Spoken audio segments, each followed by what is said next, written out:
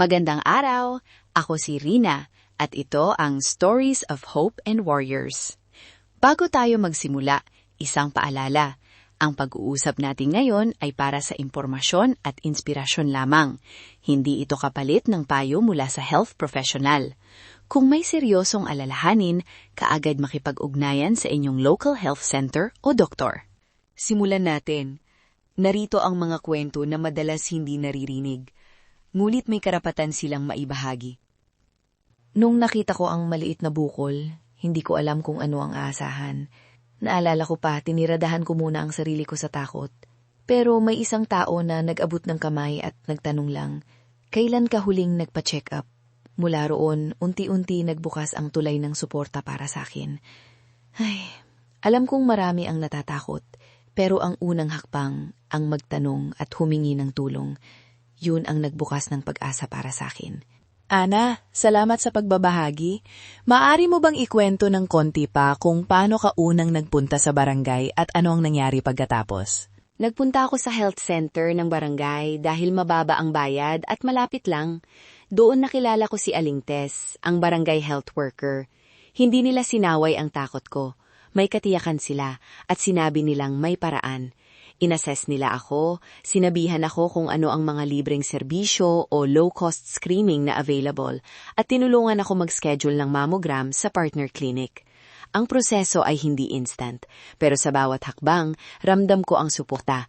May nag-follow up, may tumulong sa dokumento, at may nagbigay ng lista ng posibleng financial assistance.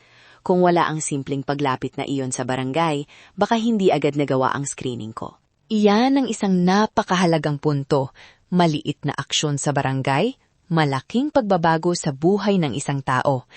Aling Tess, pwede mo bang ilarawan para sa amin kung paano ninyo ginagamit ang limitadong resources para mag-organize ng low-cost screening at tuloy-tuloy na suporta? Oo, Rina.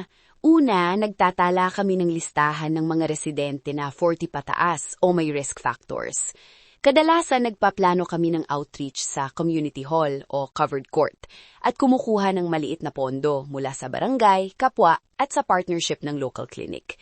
Nakikipag-ugnayan kami sa isang klinika o NGO na nagbibigay ng discounted mammograms o clinical breast exam, minsan libre kung may sponsor. Pinapadali namin ang proseso sa mamamagitan ng referral forms at pag-aayos ng transport kung kailangan. Importante rin ang pagtuturo. May maliit na orientation bago ang screening para alam ng mga dumalo kung ano ang aasahan at para mawala ang pag-aalala nila. Marami sa mga tagapakinig natin ang magtatanong, paano ninyo sinisiguro na may continuum of care? Kung may kinakailangang follow-up o paggamot, saan sila madeditor para sa tamang referral? May malinaw kaming referral pathway. Kung may abnormal na resulta, pinapadala namin ang pasyente sa district hospital o partner specialist. Kami ang tumutulong mag-fill out ng referral forms, tumatawag sa clinic para iset ang appointment, at kung may pangangailangan sa financial assistance, nire-refer namin sa social welfare o sa mga NGO na tumutulong sa cancer patients. Huwag nating kalimutan ang papel ng follow-up. May nag-check-in sa bahay o sa... Salamat, Aling Tess. Ngayon, Ana, ano ang pinaka-practical na payo mo para sa ibang babae o pamilya na ngayon lang nakakaranas ng hinala o diagnosis? Una, huwag mag-atubiling magtanong. Pangalawa, pumunta sa barangay health center. Huwag isipin na wala itong silbi. Pangatlo, humingi ng kasama kapag magpapa-check up. Malaking tulong ang moral support. Sa simula, nag-aatubili ako, pero nung may kasama, mas madali ang proseso at mas mababa ang takot. At kung may alalahanin sa gastusin, itanong kung may financial assistance o sponsor. Madaming grupo ang handang tumulong kung malalaman lang nila ang sitwasyon mo. Ngayon, pag-usapan natin ng diretso ang mga konkretong hakbang para sa nakikinig na gustong magsimula ng maliit na screening drive sa kanilang barangay. Aling Tess, ano ang unang 3 hakbang? Una, makipag-ugnayan sa inyong local health center at tanungin kung meron silang listahan ng high-risk residents at available na serbisyo.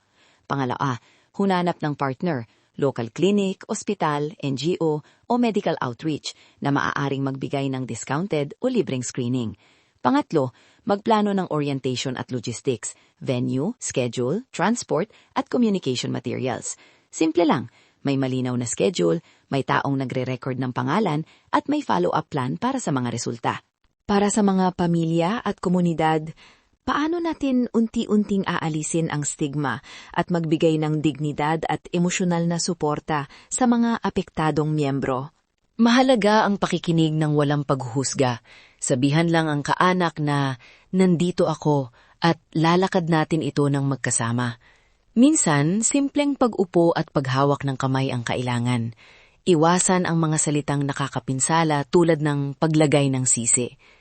At kung may tanong tungkol sa sakit, magtanong sa health worker kaysa maghahanap ng maling impormasyon online. Sa community level, magsagawa ng impormasyon sessions na bukas para sa lahat, hindi lang para sa inaakala nating target group. Ang normalisasyon ng pag-uusap tungkol sa screening ay tumutulong para mawala ang hiya. Mag-assign din ng peer buddy o volunteer na trained na magbigay ng emosyonal na suporta at mag-follow up sa bahay. Maliit na bagay, malaking tulong. Bago tayo magtapos, 3 konkretong aksyon na pwede mong gawin ngayon. 1. Tumawag o pumunta sa Barangay Health Center at magtanong tungkol sa screening. Kung ikaw ay nasa posisyon, mag-volunteer o tumulong mag-organisa ng maliit na outreach. 3. Makipag-usap ng may habag at respeto sa sinumang dumadaan sa ganitong proseso. Ana, Aling Tess, maraming salamat sa inyong oras at sa mga praktikal na payo. Salamat din. Kung may isang bagay lang kayong tatandaan, ang pag-asa ay nagsisimula sa maliit na hakbang. Kahit isang tawag o isang tanong lang, pwede nang magbago ang direksyon ng kwento mo. At tandaan, hindi mo kailangang mag-isa. May mga taong handang tumulong dito sa community. Ang hakbang na iyon, maliit man, ay isang malaking tulay. Kung nagustuhan ninyo ang episode na ito, mag-subscribe sa Stories of Hope and Warriors para makatanggap pa ng mga kwento at praktikal na gabay. Huwag kalimutang kumonekta sa inyong local health resources at i-share ang information na ito sa mga pwedeng makinabang. As we end today, let us remind you that even in the hardest moments, hope is always within reach. Hope is stronger than fear. Screen Share Survive.